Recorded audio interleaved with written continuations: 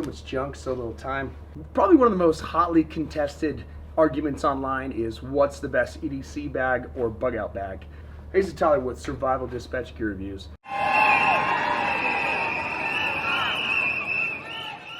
What is the ultimate bug out bag? What's the best gear bag? The answer is, well, it depends. The problem is they really need to be situationally based. So I'm going to quick review through all the bags that I use pretty regularly. And the reality is there's not just one bag that's the best thing. Really what I've found out is there's a bunch of bags that do some really good things. Kind of like there's a fork and a knife and a spoon because you need a fork and a knife and a spoon. Yes, you can eat it all with a knife, but it sure is nice to have a fork every once in a while. Same thing goes with these bags. So if we're going through this pile, and I kind of just threw this on here without super organizing it, the one I want to start with is a Gray Ghost EDC bag. I don't even know if they make this anymore, and I apologize for that. So one of the main reasons I like it is it's got a perfect place for an IFAK. It's got internal Velcro pockets that can throw some stuff in there, if you know what I mean. And then in the back, it's got a quick access to a dinosaur Kevlar holder right there.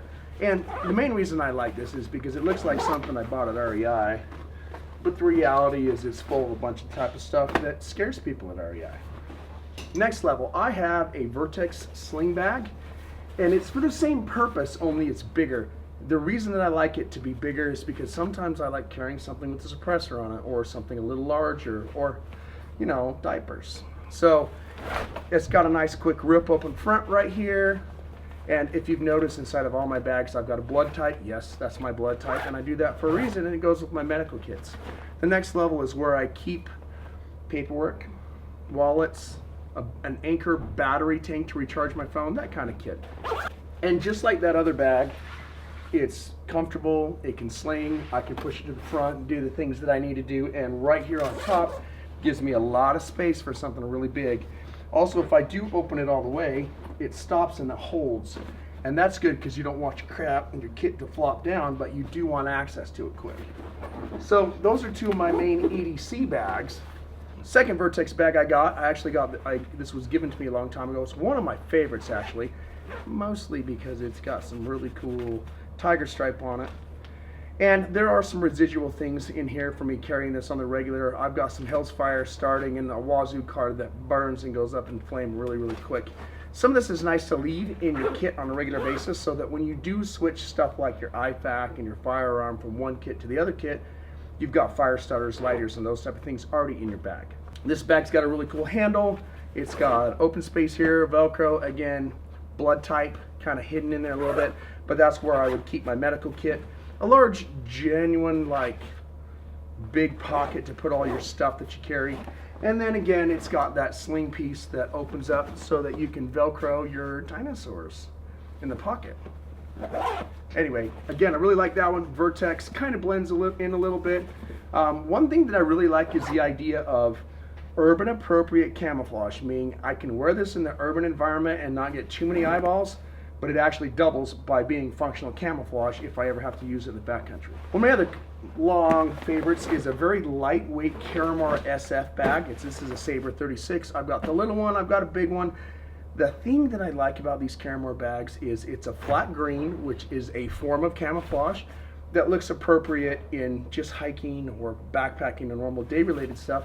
It's really light. There's not a lot to this bag, so I can load it up with a lot of insulation type materials, so it would be a good fall, spring, kind of wet, rainy type thing. It would also be good for the jungle because it's round and sleek, and you can throw a dry bag on the inside of this and float on this thing. So it's kind of old school military. It's part of why I like that one. One of my favorites and one of Jason's favorites as well is Hill People gear.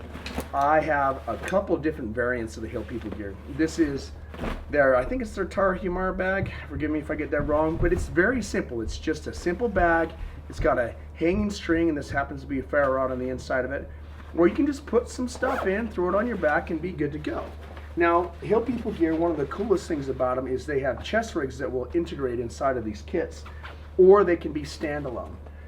There's a little attachment that'll allow this to integrate, and the reality is you can just run one of these chest straps that you see on almost all backpacks through that little hook piece, and it will work on all backpacks. Flops a little bit, but that's okay.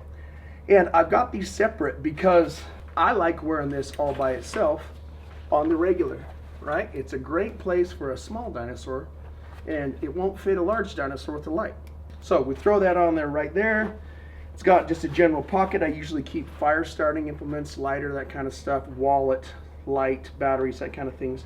And then right here in the back, I keep a Velcro Kydex, something that'll hold my dinosaur. One question that I get regularly is, how do you quick access this? And all that you've got to do is just leave a little bit of a finger space right there, so that when you need to access it, without even looking, you just grab and pull. The Velcro open, or I'm sorry, the zippers open by themselves. I like to pull my arm to the side or pull it up so that when I draw, I'm not gonna flag my arm with the teeth of my small toy dinosaur. YouTube, why do you gotta hate dinosaurs so much? A recent acquisition that I have is an Abrelli stock switchblade. This thing's really cool. One thing I learned really quick in the jungle is everything wants to hook on you and snag on you and grab you and pull on you. And sleek backpacks that are smooth avoid that problem. Another thing that I learned in the military is it's really smart to throw a dry bag inside of your kit with the stuff that needs to stay warm. On the outside, you can pack stuff like your poncho or your jacket, things that can get wet without it really being a problem. So the way I like to pack this bag is I throw a dry bag on the inside. It's got side pockets. Those would be for like gloves or quick access things. It's got a top pocket, and I just used this recently in a video here earlier where I get my quick access things. I've got some Nutrient Survival Chocolate Crunch and the Special Ops rocks. These rocks are pretty cool. My kids love these rocks. Also, I've got extra ammunition for my dinosaurs. Petcock key, you all know what that's for. Flashlight, some other junk, filming stuff. One thing that really sucks when you're out doing survival related stuff, you got to bring all that extra camera gear and batteries in order to film it. Because if it's not on film, it didn't really happen, now did it? One thing that's cool with this bag is as I rip it open, there's an attachment piece here where I threw an IFAK. Clearly one of the most important things you need is a tourniquet on the top of the IFAK, and then this is a bullet stopping IFAK. It's got gloves, sucking chest wounds, patches, Israeli kits, blood clotting, that type of stuff. But I like that to be nice and quick access. I also like it on the inside because if I just rip this thing open, you can't see it until you pull it open. Now on the inside of this, I have some leftover things from when I was using it earlier, a water bag.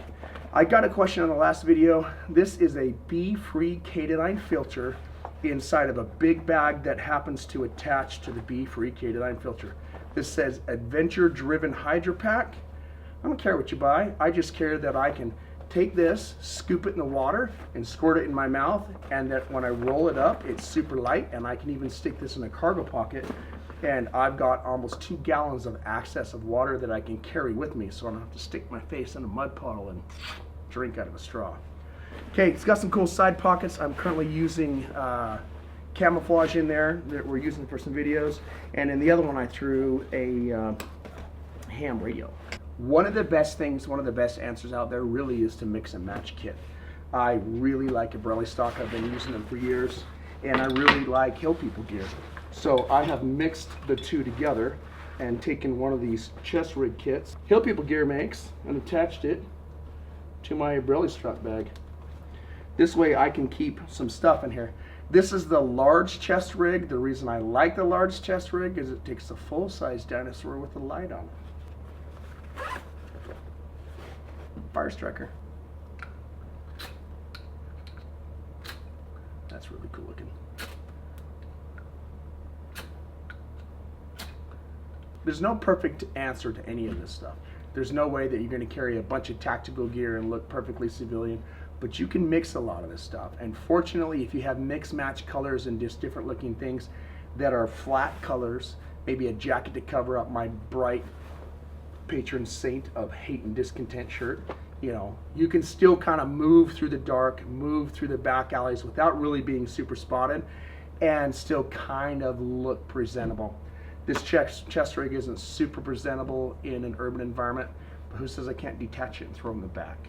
But it is really, really handy in the backcountry. It is nice to be able to have something that sits up on my chest so that my body can breathe and sweat without getting all swampy, and still gives me quick access to my pew-pews and my snacks and all those lickies, chewies, and pokey bait. All right, guys, hopefully that's valuable to you. If you want to see other things reviewed, if you have comments or questions or suggestions, I'm going to check out the comments. Leave me comments, hit that subscribe button, and thank you for watching.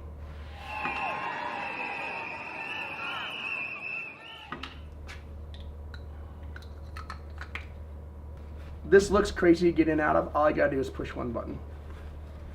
Swing it, and I'm good. Golden.